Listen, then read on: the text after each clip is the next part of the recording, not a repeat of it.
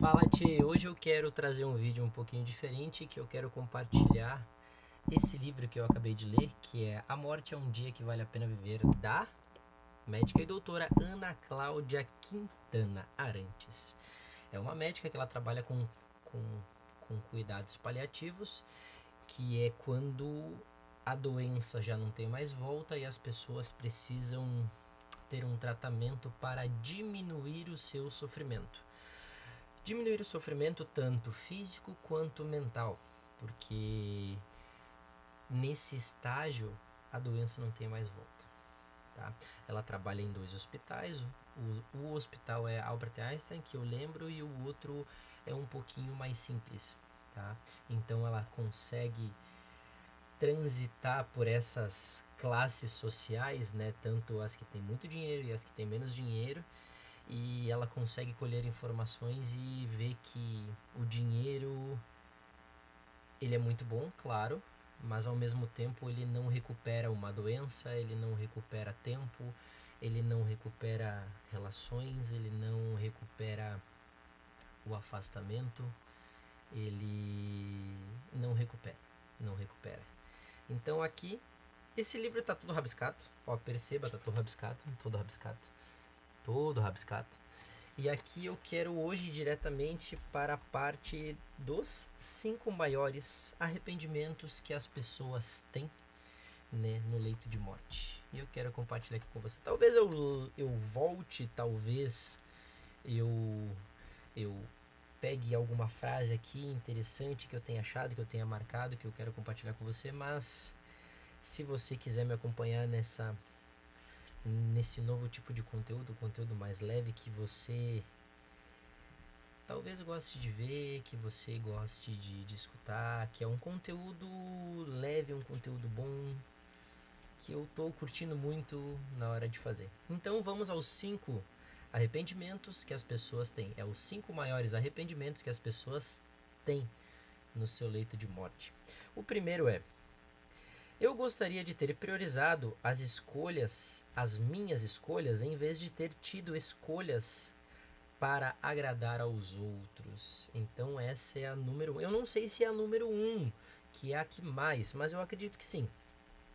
Então aqui eu vou dar continuidade ao texto que ela fala, que é: muita gente se arrepende disso, e quando a morte se aproxima, ao fazer o balanço de uma vida desperdiçada, quer de volta o tempo que entregou ao outro. Aquele tempo em que fez coisas que acreditavam serem boas para o outro. Só que ninguém pediu nada. A pessoa fez porque quis, pelos motivos mais nobres ou mais egoístas possíveis. E aqui eu abro um parêntese sobre escolher a vida que você quer ter, ou fazer é, escolher, tomar as decisões por suas escolhas, porque pelo que você quer fazer, não simplesmente ser tão influenciado assim por pessoas, por familiares, por amigos, por cônjuge, por internet, por influenciadores, por tudo. Porque você deve se perguntar o que faz sentido para você. Se aquilo que você está praticando, o que está falando, com quem você está andando, quem você está escutando, as informações que você tá, tá escutando, os livros que você está lendo, se essas informações elas fazem algum sentido para você.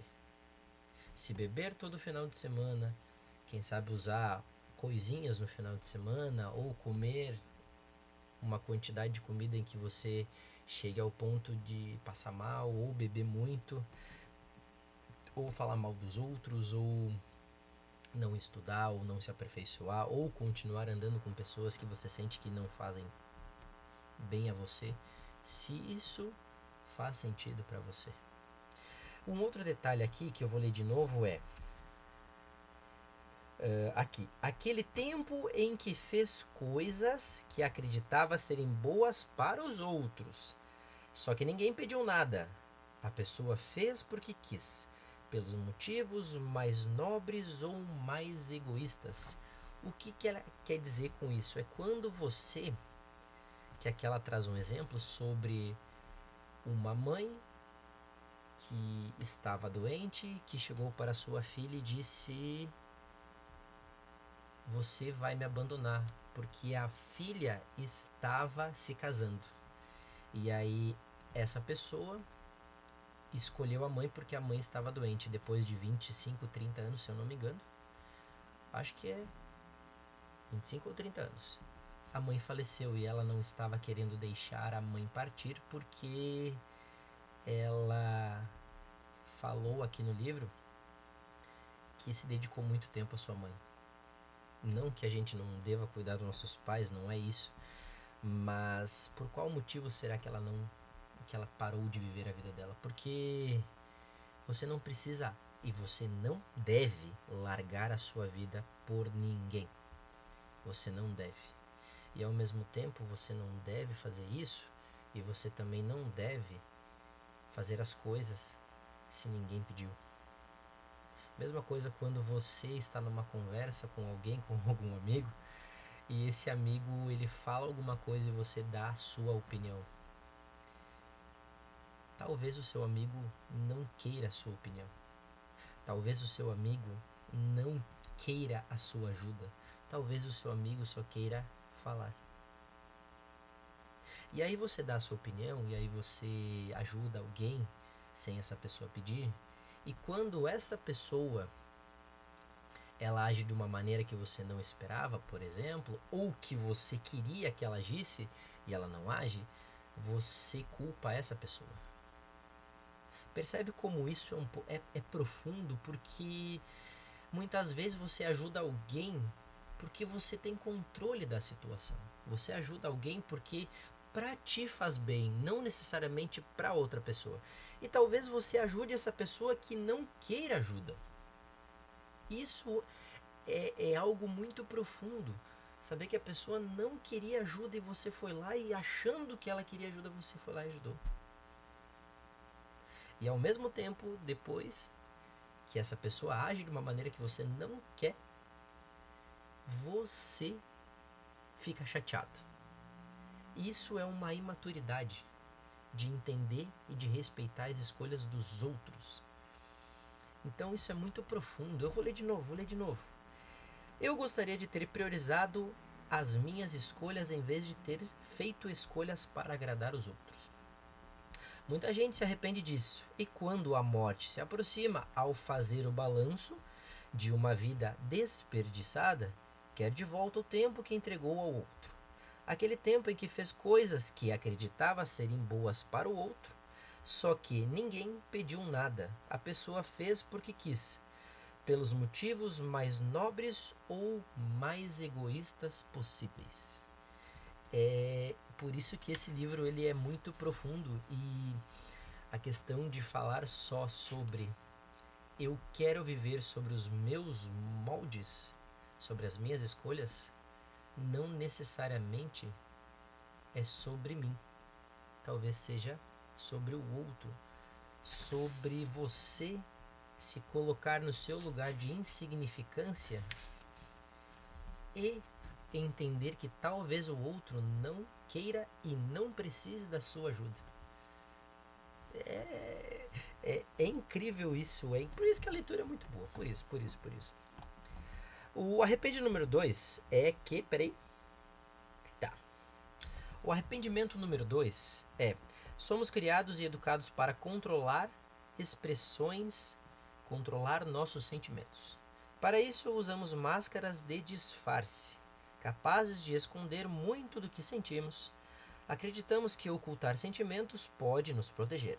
Ao longo de nossa vida, no convívio com o outro, sentimos muita dor. Por isso, criamos estratégias para nos defendermos do próximo sofrimento. Fiz isso e me machuquei. Não quero que aconteça de novo. Não, são pensamentos decorrentes de que todos nós temos. Ou seja, o segundo arrependimento é não libertar os nossos sentimentos, não libertar o que pensamos, não libertar o que sentimos, não falar para outra pessoa o que exatamente está acontecendo. Muitas vezes, como aqui, nós colocamos as nossas máscaras sociais, não que eu seja contra isso, pelo contrário, que primeiro você precisa se proteger, mas se você quiser ter um relacionamento profundo com alguém ou contra alguém, com alguém, com o seu cônjuge, com os seus familiares, se respeitar os seus sentimentos, com amigos, né? Você precisa falar o que está acontecendo, porque também ninguém tem bola de cristal. E guardar sentimentos, algumas pessoas lidam bem com isso, outras não. Outras precisam de terapia, outras precisam de um amigo fiel, outras precisam do silêncio para ajustar isso. Mas você precisa falar, você precisa dizer o que está acontecendo, porque assim você vai conseguir analisar melhor o que você está sentindo, se aquilo pertence a você ou não, se aquilo é para você ou não, se aquilo é de verdade ou não, porque muitas vezes nosso cérebro acaba nos enganando e dizendo que alguns sentimentos são nossos, e na verdade não são, porque não são verdades. O terceiro, que eu vou aqui pesquisar no livro. O terceiro, achei. Ter trabalhado muito. É o terceiro arrependimento que as pessoas mais falam, mas há um grande detalhe nisso. Não é só ter trabalhado muito. Vou ler aqui a primeira parte. Se temos um trabalho que nos oferece a chance de deixar o mundo melhor, mesmo que só um pouquinho e para poucas pessoas, se nos envolvemos nesse trabalho com verdadeira energia de transformação e nos realizamos, vemos sentido no fluxo que escolhemos, ainda que implique trabalhar muito. O que a Ana Cláudia Quintana diz aqui sobre trabalhar muito? Ela não fala somente em trabalhar muito, ela fala trabalhar muito em coisas que não trazem um sentido para você. Aquele trabalho chato, aquele chefe chato, aquele colega chato, aquele trabalho em que você não quer ir, aquele trabalho que você sente ansiedade para até chegar lá, ansiedade para voltar, aquele trabalho que mentalmente te exaure, que mentalmente te destrói, que você escuta coisas que você não merece, humilhação, as pessoas te diminuindo, as pessoas elas te colocando para baixo. Isso é um trabalho que te destrói mentalmente. Isso é o trabalho que, quando você sair menos de 10 minutos, você vai ter alguém te substituindo. E você pensou em fazer isso 8 horas do seu dia, 5 vezes por semana, talvez 6, e durante quanto tempo? Isso não é coaching, não me entenda mal, mas é uma observação que eu faço do meu trabalho que eu gosto muito e que eu trago para você. Essa observação sobre trabalhar 8 horas, 5 ou 6 vezes por semana, por anos no mesmo lugar, num trabalho que você não goste. Mas se o trabalho faz sentido para você, o trabalho vai ter de qualquer jeito, mas se o trabalho faz sentido para você, faz você se tornar uma pessoa melhor, faz você gostar de desafios, faz você se sentir importante de alguma forma, faz você se desenvolver como pessoa, como ser humano, como colega, como cônjuge, o seu futuro, então vale a pena. É isso que ela quer dizer nessa parte. Então vale a pena esse trabalho, mas ele precisa fazer sentido para você, porque aí você vai gostar de trabalhar. Por mais que a exaustão mental venha, por mais que a exaustão física venha, você vai se sentir satisfeito com o que você está fazendo. Você vai continuar a fazer o que você está fazendo. E mais, você vai querer voltar, que é essa parte mais interessante. É uma ótima reflexão. Vamos para a quarta, deixa eu aqui. Quarto, achei. O quarto arrependimento das pessoas é Poderia ter passado mais tempo com os meus amigos. Eita, nós! Poderia ter passado mais tempo com os meus amigos. Amigos. Isso é muito interessante, porque isso acaba sendo um pouco contraditório, pelo menos na minha visão de vida. Porque amigos a gente tem vários, né? No sentido de pessoas que eu conheço. Amigos pessoas que eu conheço é uma coisa, amigos é outra, pessoas que vêm à minha casa é outra. Que nem eu, por exemplo, isso eu vou falar uma observação por mim. Eu não trago muitas pessoas na minha casa. Eu trago no máximo 2 amigos na minha casa. Mais que isso, 3 no máximo. Mais que isso, eu não trago.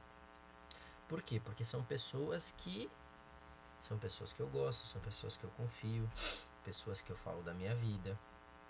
Mas aqui eu entendo o que ela quer dizer, que é passar mais tempo com amigos para alimentar essa amizade. Esses dias eu tava no Instagram e aí eu ouvi um rapaz falando que a amizade de vida adulta precisa ter manutenção baixa. As minhas amizades são assim. Eu tenho amigos que eu mando mensagem uma vez por mês, uma vez a cada 45 dias, a gente troca, a gente marca alguma coisa e a gente conversa, e sempre nos nossos encontros nada mudou. E é uma pessoa que tem a minha confiança, são pessoas que têm a minha confiança, que independente do horário que ligarem eu vou, não vou perguntar nem o que é, o que está acontecendo, é só me ligar, vem, eu vou. E eu sei que ao contrário é da mesma forma. Então, esse é o meu estilo de amizade. Mas eu poderia passar mais tempo? Poderia para alimentar um pouco mais essa amizade. Mas ao mesmo tempo eu preciso do meu espaço. E outra coisa, se você tem uma amizade que precisa mandar mensagem todo dia, precisa cuidar com o que você fala, precisa se policiar, não é uma pessoa que respeita quem você é e não respeita a sua opinião. Não é. Pense nisso. E vamos lá, o último. Vamos lá. O último é: eu deveria ter feito de mim mesmo uma pessoa mais feliz. Esse aqui é profundo também. Todos são, né? Mas cada um tem a sua profundidade, cada um tem a sua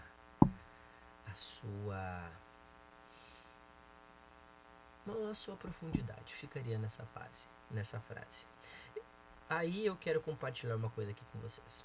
Mas o estado pleno de felicidade é muitas vezes alcançado depois de um momento difícil da vida que foi superado, momentos importantes e tensos pelos quais passamos com sangue, suor, lágrimas, mas dos quais saímos inteiros, coberto de cicatrizes, mas sobreviventes, melhores, mais fortes do que antes. Isso nos traz um estado de felicidade plena. Ou seja, o que a Ana Cláudia quer dizer com isso? Que felicidade não é você meter o louco. Felicidade não é você simplesmente usar aquela frase para fazer besteira que é só se vive uma vez. Não. Eu reformulei essa frase aqui e até fiz uma postagem no Substack, que não é só se vive uma vez. É foda-se. Todos vamos morrer. E é num sentido que faça o que você quiser fazer, até o ponto que isso não prejudique você mentalmente e fisicamente, né? E algum relacionamento que você tenha, mas faça o que você quiser fazer. Comece projetos, faça academia, faça musculação, mude, procure outro trabalho, faça uma faculdade, faça uma dieta, viaje, que é esse ano eu quero fazer isso, quero marcar minha primeira viagem, né, international. Mas faça, porque todos vamos morrer. Todos vamos morrer. Não é hoje, não é amanhã, eu não sei, mas todos vamos morrer. Então faça o que você acha que tem que fazer, aproveite cada momento, aproveite cada período, aproveite. E eu recomendo esse livro, A Morte é um Dia que Vale a Pena Viver. Eu falei breve, eu pensei que ia dar um pouco menos, mas deu 20 minutos. E é um livro muito bom. Então, se você gostou desse conteúdo, desse formato, os próximos livros que eu vou lendo eu vou trazer para você. Eu vou ler agora. Peraí. Na verdade, eu já tô lendo, né? Que é sobre a brevidade da vida do Sêneca. Esse livro ele foi me entregue, foi me dado de presente há um tempo atrás, mas eu acredito que os livros eles aparecem na nossa vida quando tem que aparecer. Então, deixe seu like, deixe seu comentário e também se inscreva no canal pra gente chegar aos 100 primeiros inscritos. Até a próxima.